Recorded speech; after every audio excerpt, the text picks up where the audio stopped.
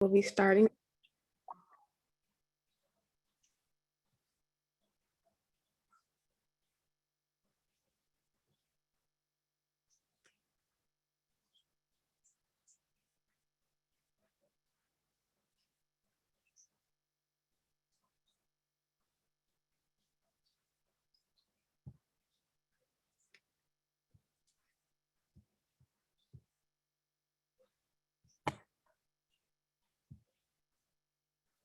Okay, we're going to get started. So thank you again for joining us today. I want to get to our panelists as soon as possible, so I will make it very brief, but I want to give some information about who Compassion in Choices is and why we launched this Catholics for Compassion group. Compassion in Choices is an organization committed to improving care, expanding options, and empowering everyone to chart their end-of-life journey. We envision a society that affirms life, but also accepts the inevitability of death and embraces expanded options for compassionate dying, and again, empowers everyone to choose the end-of-life care that reflects their values, priorities, and beliefs. So for so long, the Catholic perspective has been dominated by those in opposition of medical aid in dying and options. And we want to elevate other voices who want all options, and not only to show diversity in thought, but also to provide an affinity group and a support system for Catholics to have a safe and open space to support each other. So my name is Brandy Alexander. I'm the National Director of Community Engagement for Compassion in Choices. I've been at the organization nearly 18 years now. And so I've definitely been on this journey with the organization to see how important it is to elevate everyone's voice when we're talking about end-of-life options. So Catholics for Compassion was a Compassion in Choices initiative that, again, elevates the voices of faithful Catholics who want to serve as a resource to those looking for guidance on end-of-life experiences and how that faith can inform those decisions. Many people know firsthand of pain of watching loved ones die, long, slow, painful deaths, in hopes that future patients and their families will have options to relieve that pain and suffering, as well as be empowered to make end-of-life decisions that are informed not only by your faith, but by the options available to you in your state. We believe that death is a deeply personal journey that individuals face along with their families, and that they should have all options available to them, and that their options are respected by their healthcare provider and their community. So I want to turn it over to our panelists to dive very deep into some of these topics that are really unique to this faith perspective, and show how the Catholic faith informs how we think about dying. So I want to introduce our panelists. First, we have Jorge Otero. Jorge is a software engineer from Albuquerque, New Mexico, and he's been a longtime advocate for expanded end-of-life options after watching his father, Pablo, a devout Catholic, experience an agonizing death in 2018, and yet remain grounded in his faith until the last moments of life. So we'll hear more about his story throughout this panel. And then we have Father Don Pachuta, MD. Father Don is a physician as well as an ordained Catholic priest in the Old Catholic tradition.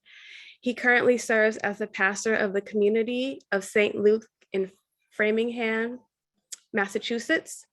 He also writes reflections on the scripture readings that go to international audiences.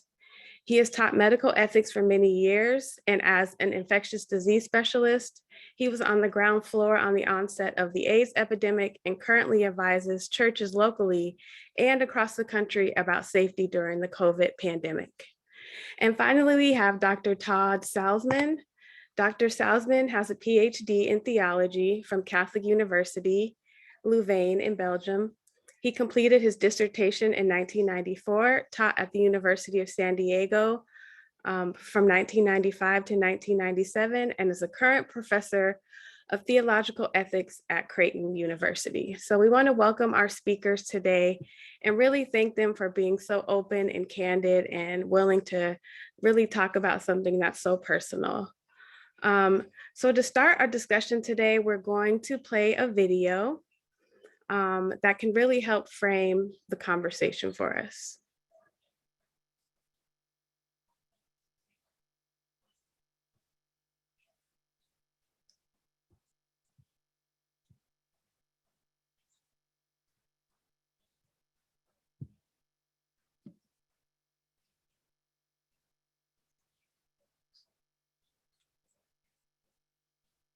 I don't think we can hear it. Yeah. Are you all able to hear it? No, there's no audio.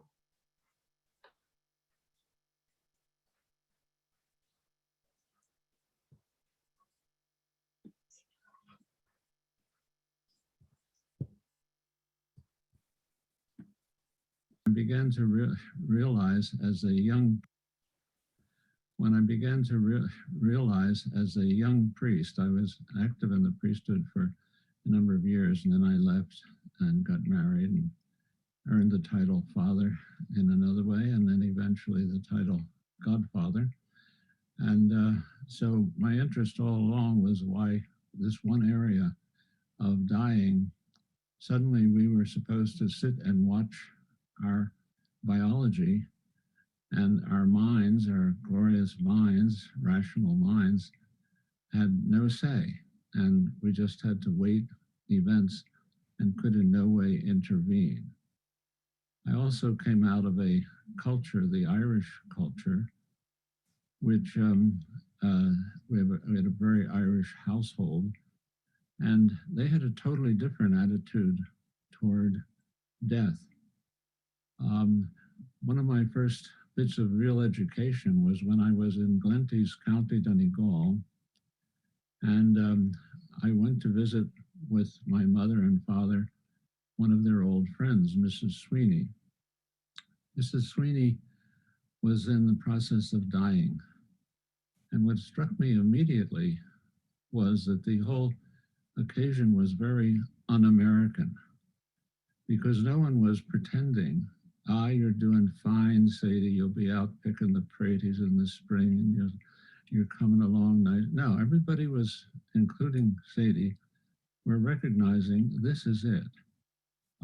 These are my final moments on earth.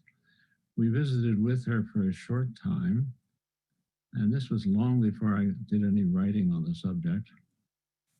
We visited with her for a short time, and then we went down stairs because she was tired, and we did something very Irish. We had a drink, and while we were at this business for just a little while, one of the daughters who had stayed with her came down and said to us very calmly, "Mom wants you to come up and start the rosary because she's dying." Now, Mrs. Sweeney had never died before. How did she know that she was dying? And there was just general recognition. We went up to the room, and there she was, very weak, still could smile a little bit at us. She wanted the rosary, so we started that ancient Catholic prayer. And somewhere around the middle of that prayer, Mrs. Sweeney did what she was about. She died.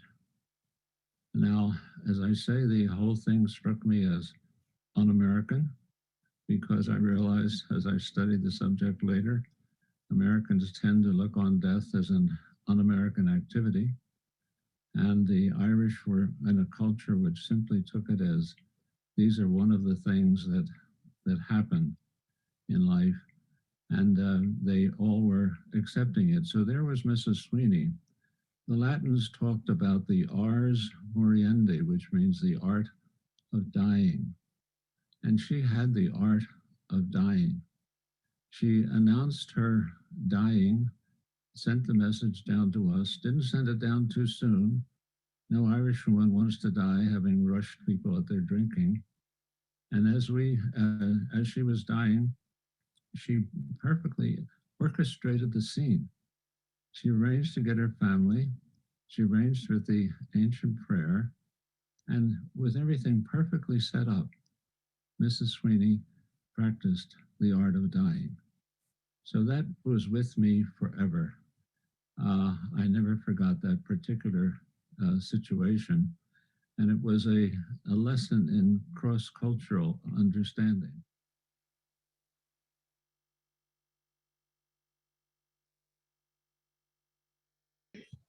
Thank you. That was our advocate, Dr. Dan McGuire, and he really introduced an entirely different way of thinking about death. And so as I referenced, this is a very, very personal matter. And Jorge, would you be willing to share the story of your family that led you here to this group, and how your Catholic faith and your father's faith really helped guide you through this journey? Welcome. Sure. Thanks, Brandy. So my father was a very hardworking, honorable man. He was a devout Catholic his entire life. Growing up, he told us of stories when he was growing up of praying to El Santo Niño de Atocha, which is the Holy Infant of Atocha, because his mother was really sick and he wanted to buy her something to eat. After the prayer, he happened to find some coins on the ground, which helped him buy something for his mother to eat. So he was always very faithful, very devout. Towards the end of his life, he was in and out of hospitals for something unrelated. But even during that time, he was attending mass via the internet. He was getting communion with ministers of the communion. And once we got to his final weeks, he and I would have conversations. We spent a lot of time together. Our family got together. We told stories. We sang songs. But he and I had some intimate conversations where he told me, "Esto no es vivir," which is Spanish for "this is not living." He said he felt like God was punishing him for something he may have done in his life. And he finally said that he wished that there was something that he could take to make the pain end. So having witnessed him deteriorating so slowly and so painfully, kind of made me decide that I needed to devote some time to help people not have to go through that if they didn't choose to. Mm-hmm. Thank you for sharing that. I know it was a painful journey for you and your family. And in the light of that experience, how would you reflect on the story that Dr. McGuire shared? 2 points from that video stood out to me. The first one was that we all knew this was going to happen, right? There was no question about it. We're just waiting for him to suffer through the very end. Mm-hmm. It was all accepted.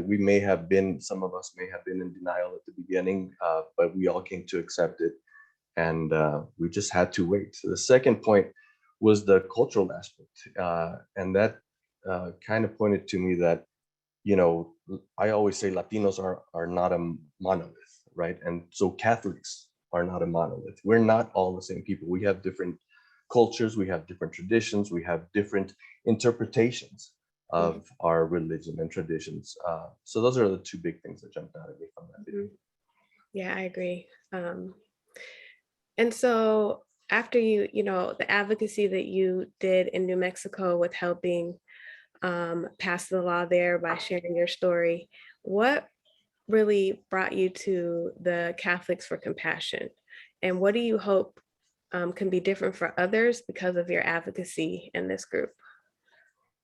I think witnessing my parents going through this change of both my mom and my dad wishing that there was something that could be done to end the suffering. Having been devout Catholics, both their entire lives, it made me think that I need to devote some time to this Catholics for Compassion, because we, having been raised a Catholic, I was raised to not judge others, right? So we can make our own personal decisions and not judge whatever any other person makes for their decision at the end of their life. So I just want to make it clear for people that they can make their own choices. Thank you so much for that. And let's, I think we have a photo to show. I think it's such a touching photo. I think people would love to see.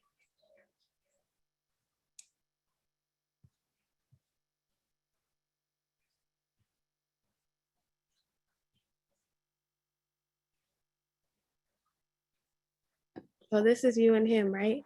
This is being him. Yes, he used to play with a league with a bunch of buddies, just baseball. That was one of his passions, and this was after one of his games. He and I stood for a picture. So It's a great this is him in his youth. Yeah. Yeah. This is one that really shows his personality. He was really kind of a mellow, kind person. I know. Thank you, Jorge.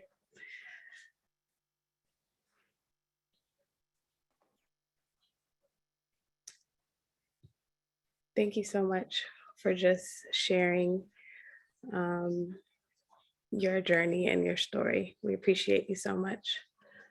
And just so all of our attendees know, we do have our end of life planning information available in Spanish and in English that are available on our website.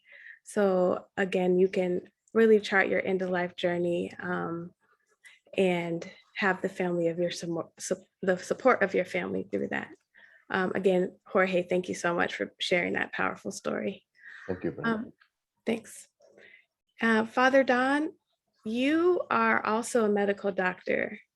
Can you tell us some of the experiences of the journey of people towards death that you've witnessed that caused you to join this group? So I had a lot of experience with people dying in the AIDS epidemic. And in fact, because of my experience with dying people, other physicians would ask me to work with dying patients. And one of the number one fears of a person isn't death itself. It's the process involved in death, the pain, the suffering, and things like that. And all of us who are physicians have seen that all too often. And so I'm here in this group to try to do whatever I can to actually teach people the correct Catholic medical ethics. Pope Pius XII said, you don't have to use extraordinary means or any means if you can't afford it. That's still on the books.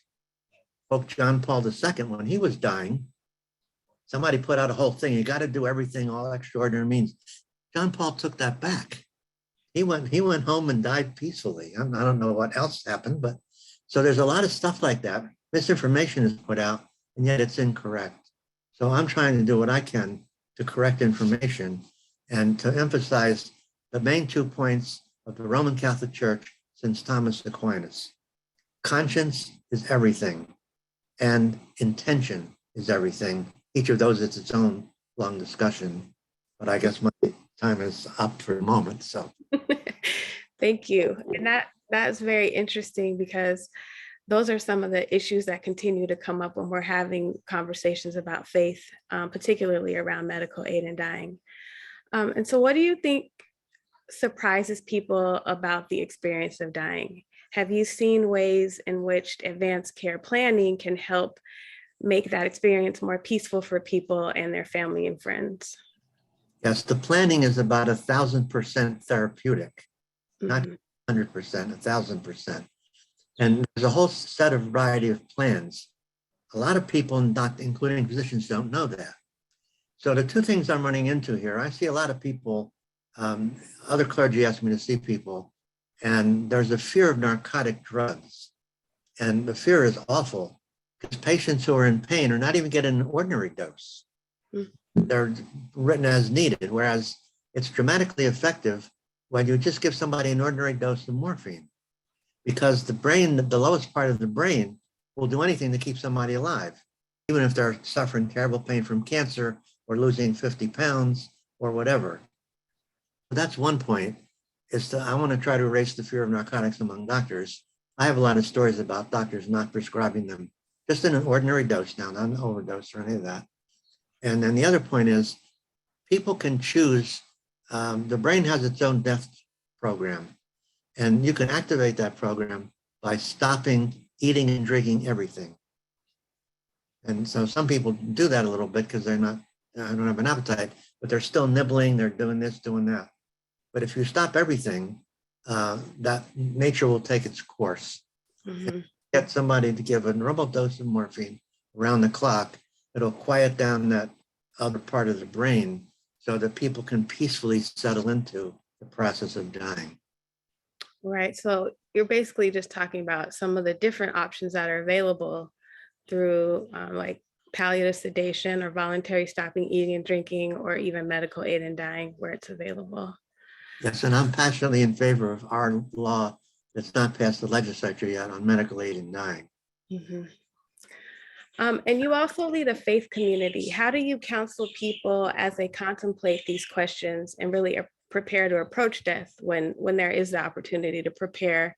And have you seen people make sort of different decisions, and why do you think that is? Well, there are some people who choose the route of suffering for whatever reason, and they do make different decisions. Again, I'm asked to see a much wider variety of people here than just in my own community. If I can talk to people, I think most of the people I'm able to talk to, I'm not the only one, of course, come to peace, to come to terms with their passing. And so I don't see a lot of different decisions, although some people stick to the suffering that Jorge mentioned that his father did. So yeah, I think that people need to, when people hear the options and people hear that they don't need to suffer, and again, I point out that the intention of physicians is the relief of suffering. And in states like Oregon, where prescriptions are legal, a high number, not a high number, a certain number of patients never take the prescription.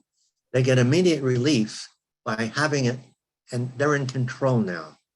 That's the other part of it, fear of lack of control of their death and dying. Now they're in control and they don't need it. So, and I could talk for hours, but. Thank you, Father Don. So we're going to move on to Dr. Salzman. Thank you again for being with us today.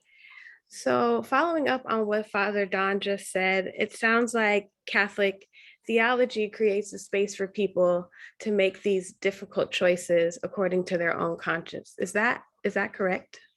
Yeah, that's absolutely correct. Father is correct on that. And when we speak of conscience, we aren't talking about the legality of medical aid in dying necessarily, but the morality of medical aid in dying. And faithful Catholics can come to different moral positions on this issue based on the authority and inviolability of conscience, which is a foundational doctrine of Catholic moral theology.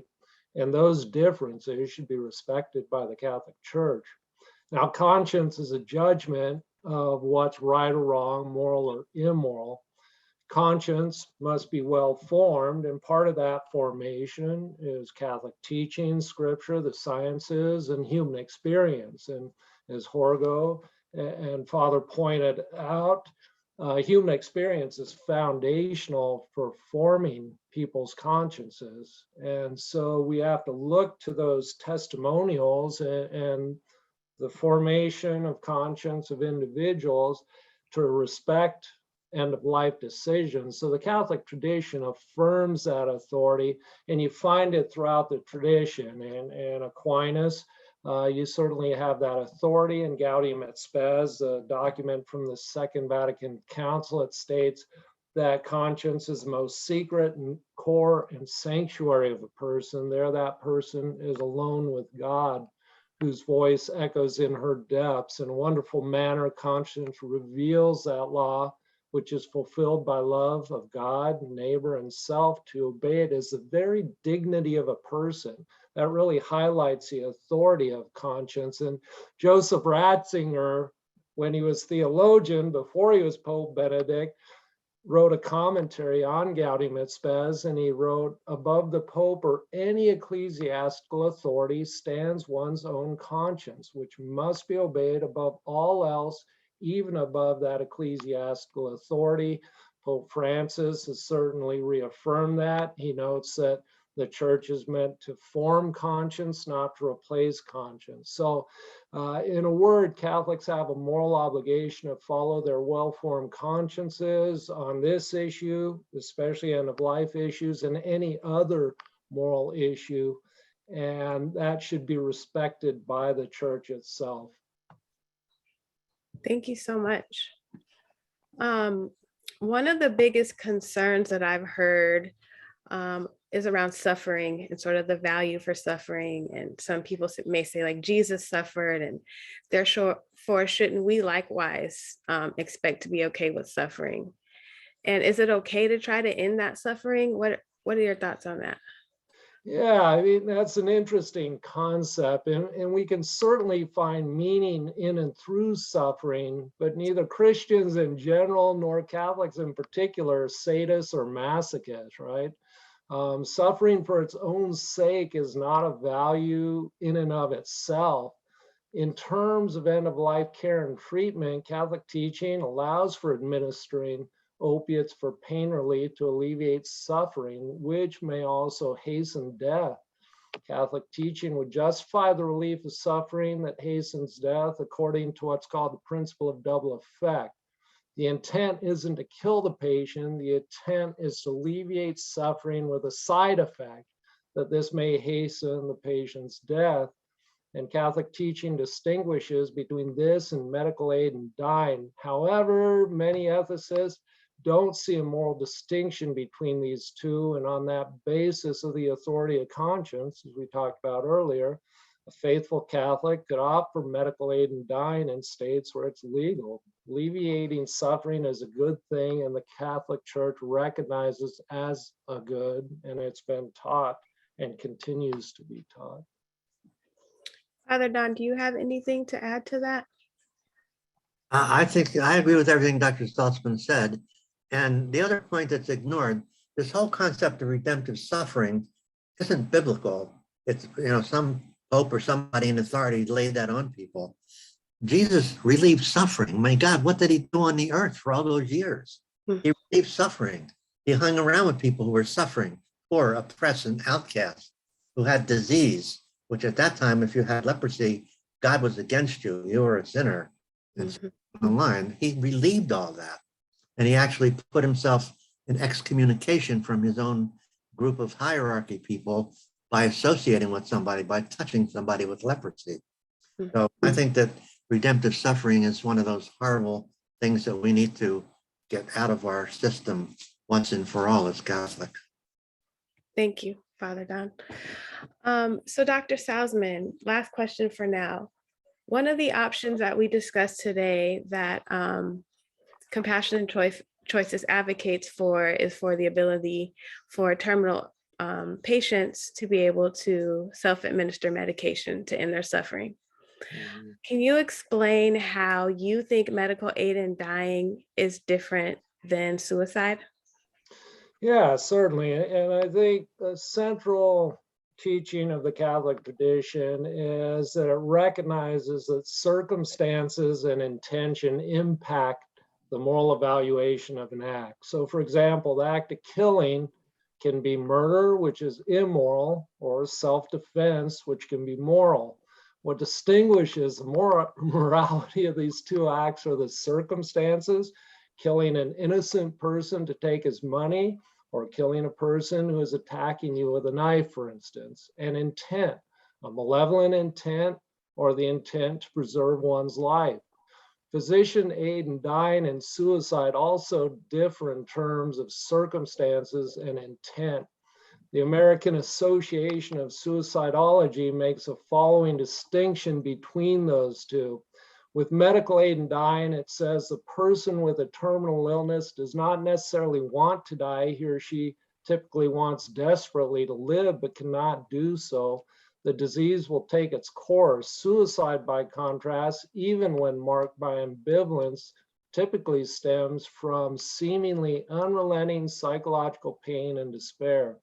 Person cannot enjoy life or see that things may change in the future. Or again, states in medical aid and dying, the individual who is already facing death often experiences intensified emotional bonds with loved ones and a sense of deepening meaning as life is coming to an end. In suicide, by contrast, the individual typically suffers from a sense of isolation, loneliness, and loss of meaning. So in a word, the circumstances and intent of a person considering suicide differ fundamentally from circumstances and intent in a person considering medical aid and dying. And so those have to, they're not just peripheral, those are foundational for distinguishing the morality of suicide or patient or medical aid and dying. And so I think that fundamentally differentiates the two morally, and therefore deserves a different moral analysis and moral evaluation based on traditional Catholic teaching itself. Awesome. And Father Don, do you have anything to add to that? Yes, again, Dr. Salzman is right on the button with that. But here's the thing. The difference is that there's another difference. In a patient who is asking for a prescription to end their life, it's to end suffering. If they didn't have cancer, if they weren't terminal, they would do it. Whereas the person who was suicidal would do it anyway. Again, the vast difference in the circumstances. So to me, again, Aquinas and intention is everything. The intention of the patient and the physician is to relieve suffering, not to take their life per se. Mm-hmm. And I would add the laws have those built-in protections themselves. I mean, that's part of the infrastructure itself to guide people in that decision to ensure it's just not an emotivist response to a tragic situation, but to allow people to discern. Great. So now let's turn to some questions from the audience. Someone asked, Dr. Todd, do you see a difference between suicide and voluntary stopping eating and drinking? I don't, I think it's a distinction without a difference. And that's where many ethicists don't see a difference between withholding ANH, artificial nutrition and hydration, for instance, or withdrawing it. The same with increasing opiates that hasten death versus taking one dose that will aid in dying. So the Catholic tradition has seen a distinction between those two based on the principle of double effect, but many ethicists don't see a meaningful distinction between those two. Thank you. We have, how can our Catholic faith inform our planning for end of life? Does anyone have a response for that? Well, of course, the thing is to know exactly what the teaching is. And the teaching is everything Dr. Salzman just said. Those distinctions, the circumstances, the intention, and the conscience of a person are the determinants. And so understanding that really relieves people a great deal. I mean, to hear that Pius XII, not your greatest liberal pope by any means, said, you don't have, if it's a financial hardship, you don't have to do it. And that's on the books of the Roman Catholic Church, that one. Mm-hmm. Yeah, that's one aspect of the benefit burden analysis is cost. And oftentimes that's not factored in. But I think in terms of planning for death, relationship is foundational, and that alleviates a lot of pressure on the family, for instance, to talk about these things and to form one's conscience and to have some clear guidelines about how one wants to engage in this process of dying. I think medicine is extended to a point that we prolong the dying process, and it can be very destructive, as we've heard. from Father Don and Jorge as well, in terms of people who are going through that process. So a relationship is foundational, and relationship is unique to each individual as well. Mhm. Thank you. Jorge, this one's for you. It says, why do you think it's so difficult for people to have these conversations? I think so. I can only speak for my experience, right? So, I can tell you that growing up, and I'm a first generation American, born of two Mexican parents, immigrants, and in our Mexican culture, it is not normal for us to talk about death. So we celebrate death, right? We have El Dia de los Muertos, which is a very important holiday for us, but we still are very reluctant to talk about our own death or how we're going to approach it. So we have to, that's kind of why I'm involved as well. This isn't just about medical aid and dying, but it's of having, advanced directives and having those conversations with your family to have a plan for how to handle the end of your life whenever it comes. So that's why it's important. It's important for us to have a plan and not place the burden on our surviving family members on whether to pull the plug, as they say, or whether to prolong the life, etc. So thank you for saying that, Jorge, because I actually had the same experience in my family where we hadn't had discussions with my father about what he wanted when his prostate cancer came out of remission. And so it really did highlight what you said. We just don't like talking about it or preparing for it. So hopefully by having more conversations like these and you sharing your story and me sharing my story, we can start changing that, because it really does impact the way not only ourselves, but our families also experience the dying process.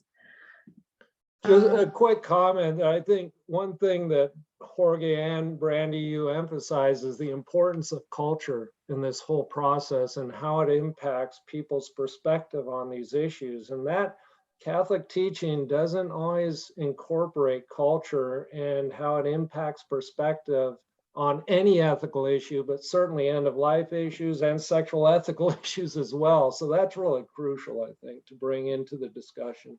Mm-hmm. Anything to add, Father Don, before we move to the next question? Somebody just asked again, how do you get rid of redemptive suffering? Mm-hmm. The point is, you just got to get it out of your system. It's not a teaching of Jesus himself. And there's nothing in Jesus's life and teachings that said suffering is good for you. And his example of relieving all those suffering people is the example we should follow. In fact, he calls us to follow him. That's his main thing.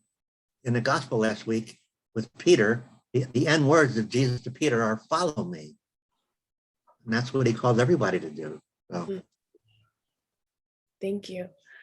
So we have a question, which maybe we'll start with Father Don. It says, how do you respond to "it's not God's will" in quotation marks? Yes, well, you see, here's the thing. Nobody knows what God's will is. Now, various religions, not just the Catholic Church, but various religions claim to know what God's will is. A fellow named Buddha, who lived even a long time ago, and Jesus had a few things in common with him, said, my job is to point my finger at the moon and show you the moon, but don't focus on my finger. Religion's job is to point you to God, but then they focus on their finger, what their teachings are, what their dogmas are. And so God gave everybody a free will. That's the whole point. What is God doing, giving people a free will, if you're not meant to exercise your free will throughout your life and in the dying process? To me, God doesn't want people to suffer. God didn't want Jesus to suffer. God doesn't want anybody to suffer. And God suffers with you. Mm-hmm. That's the whole thing of compassion, of Jesus' compassion of God. They suffer with you, but they don't say you got to suffer, but know that they're with you if you are suffering. Anything to add to that?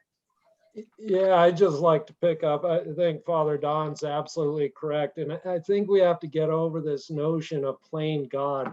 We play God every moment of our lives. The important question is whether we play God well, right? my daughter gets sick, I take her to the doctor, I'm playing God. We have to form our consciences grounded in the gospel and following Jesus and right relationship to discern what it means to be Christ to the other. And there's no recipe book for that. And too often we look to the church for that recipe book, and sometimes it provides it in a way that isn't always helpful. So I think the formation of conscience, it comes back to this, and really talking about these issues. So when the time comes, people aren't scrambling and under pressure and looking to authority to answer the questions, but they work these things out through relationship and discussion and dialogue. That's really crucial. Mhm. And so we have a couple of questions coming up about different institutions and around ethical and religious directives and how some hospitals have to operate under those. And so people are asking, like, how do they battle institutional prohibitions, or how do you get around some of this when you're in a facility that won't honor your wishes? And I think this is around medical aid and dying, but also artificial nutrition and hydration. Yeah, anecdotally, years ago, after John Paul's allocution that said that in principle, artificial nutrition and hydration was required for a person in a permanent vegetative state, a Jesuit told me that he had in his advance directive that he didn't want to be taken to a Catholic hospital for fear that he might not be allowed to disconnect, or a proxy could disconnect ANH. The ERD, Mike Lawler and I just published a book on the whole ERD, a commentary, but it's highly problematic when it comes to end of life issues in the ERD. And John Paul II really changed the teaching and the tradition on that. But in a way, it's ultimately dependent upon the local ordinary or bishop about how he's going to interpret and apply the ERD. And that shouldn't be the case. I mean, you're putting an institution above conscience, and that shouldn't be the case. One other very important point, Dr. Salzman, John Paul didn't write that. That document is not available in the Roman Catholic Church. John Paul, somebody put it out in his name. He did not write it. It was withdrawn after that. There was a whole stink about that. My friends in Rome have told me that, and they withdrew it. And as you said, John Paul decided, don't send me to a Catholic hospital. And he didn't want any of that extraordinary stuff. He went right back to his place where he lived and passed peacefully. So, but the allocution, he did issue the allocution. Then the CDF commented on that because the USCCB asked the questions about how to interpret and apply that. It's kind of a complicated discussion, but I agree. I mean, it was unfortunate it got issued, but the CDF's response got integrated into the revised ethical and religious directives, and it caused a lot of confusion for people too. So another question is coming up around resources. So are there any helpful resources to help guide thinking as a Catholic when determining end-of-life decisions? And it was also asked, like, any books on this subject that we can reference? Our book, Pope Francis and the Transformation of Healthcare Ethics, is an entire commentary on the ERD and has extensive treatment of the ethical and religious directives on end-of-life issues. David Kelly also has Catholic Healthcare Ethics. That's a second edition that he edited, or the second edition was edited by two colleagues of his. That's good too. Father Don, do you have recommendations on that too? not off the top of my head. There's a Jesuit priest named Paul Catino that I like, who has a book called How Big Is Your God? And the point of that is his whole focus is on love, the crucial question, not on details and all the other stuff that's out there from the institution. Richard Rohr is a Franciscan priest who writes a daily column. And I love Richard Rohr. He's written in the last year a lot of stuff saying the institution called church is the problem. That the communities before Constantine were communities of people, and religion spread by how they loved each other. Then when the institution happened with Constantine, they sort of got rid of that personal relationship with Jesus that everybody was having and got into the institution. We know what's best, look at our finger. So the point is, again, it's going back to the basic thing of the life of Jesus. And Richard Rohr is really great. I wish I knew that I was going to come up. I would have had his quotes in front of me. And there's, oh, Church. sorry, Father Don. There's also a section on Compassion and Choices website for Catholics for Compassion that has some articles and reference information too for your review. So someone asked, what is ERD? And that's Ethical and Religious Directives. And they are, I'm sure Dr. Todd can explain it better than I can.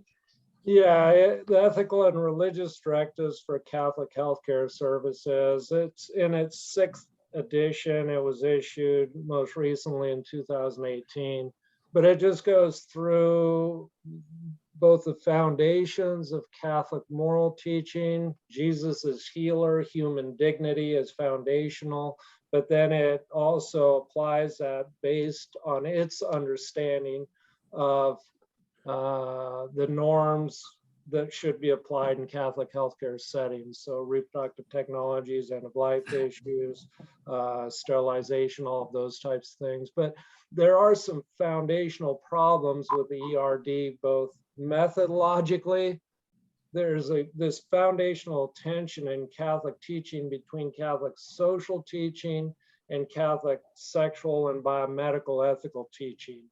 One's focused on relationship, the other's focused on the physical structure of the act, and those two don't play well together. So it goes into some detail, but we argue that it needs to be fundamentally revised methodologically, anthropologically, its understanding of the human, and then ecclesiologically too. They place way too much trust in accepted theologians as consultants for the application of the ERD. And many of those theologians are just apologists for Catholic teaching. Thank Jesuit you. priest I taught with and I are on the same page about all of this. And one other thing is that the bishops don't have a great education in medical ethics.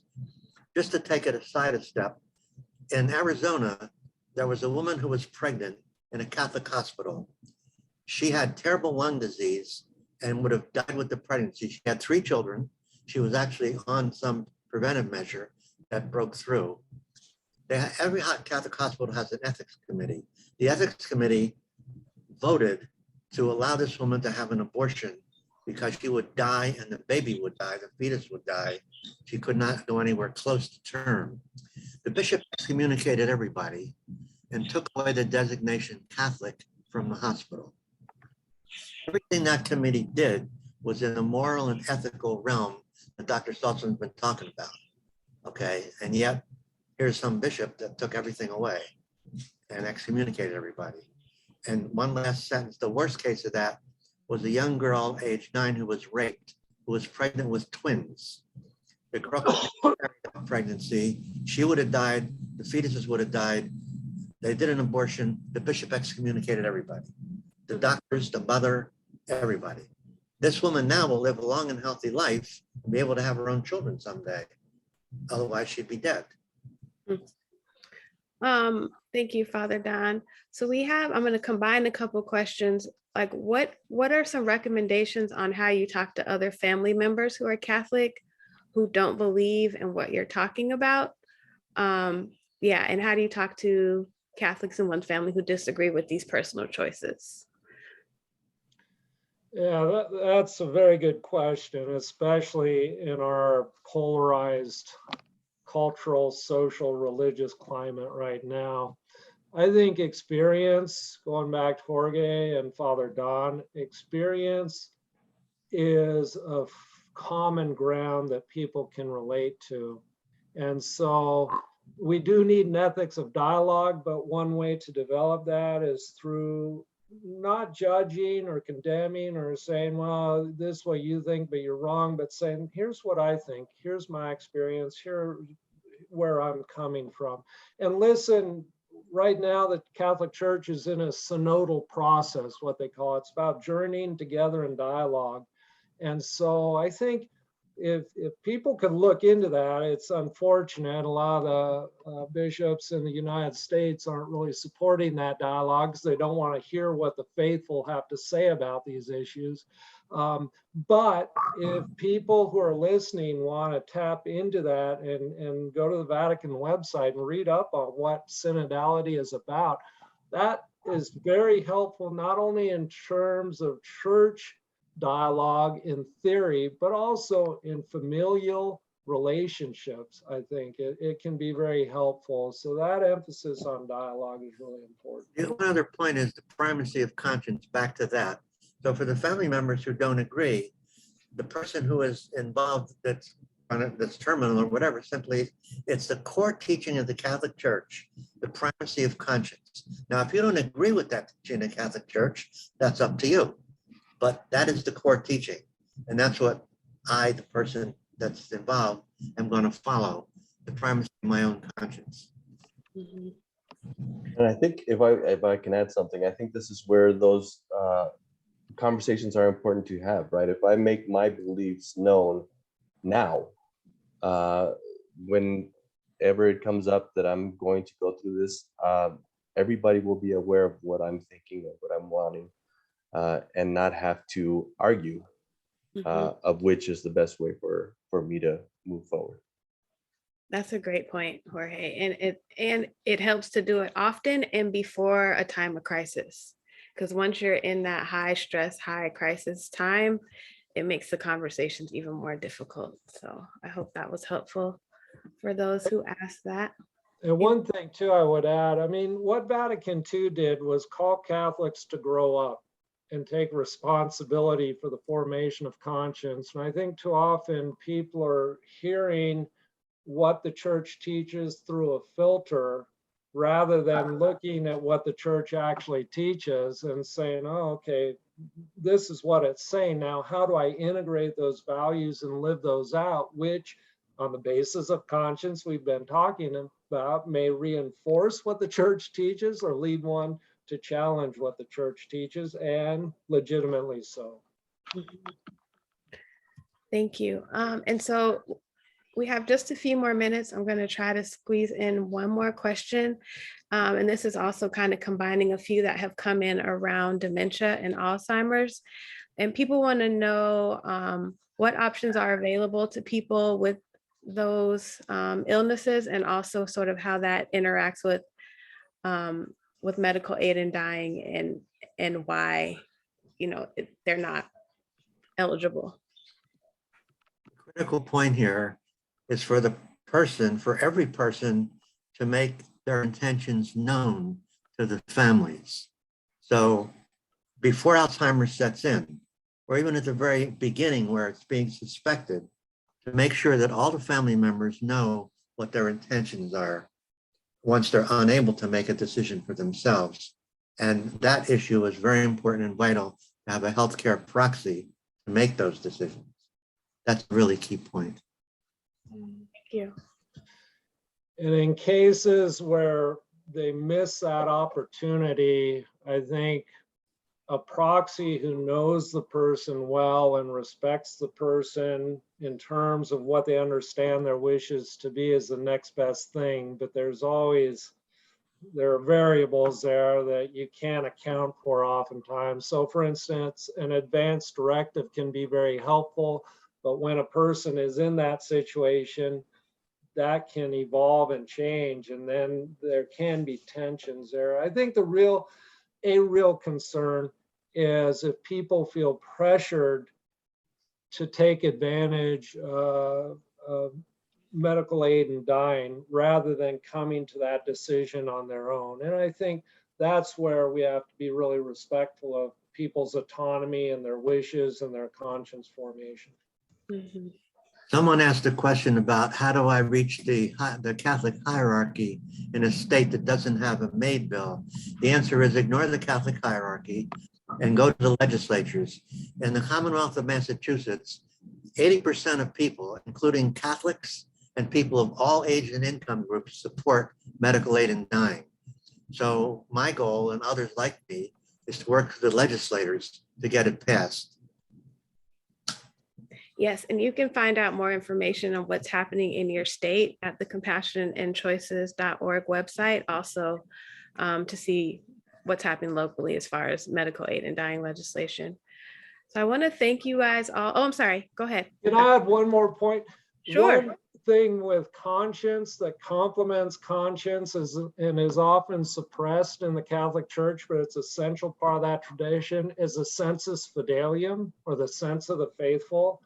And that's the cumulative reflection of faithful Catholics on ethical issues. And if you look at the data, whether it's birth control, access to abortion, same-sex relationships, there's a disparity or a disconnect between what the sensus fidelium believes and what the church teaches. And the church needs to do a better job. The institutional church, not the people of God, but the institutional church has to do a better job of recognizing and incorporating the voice of the people of God.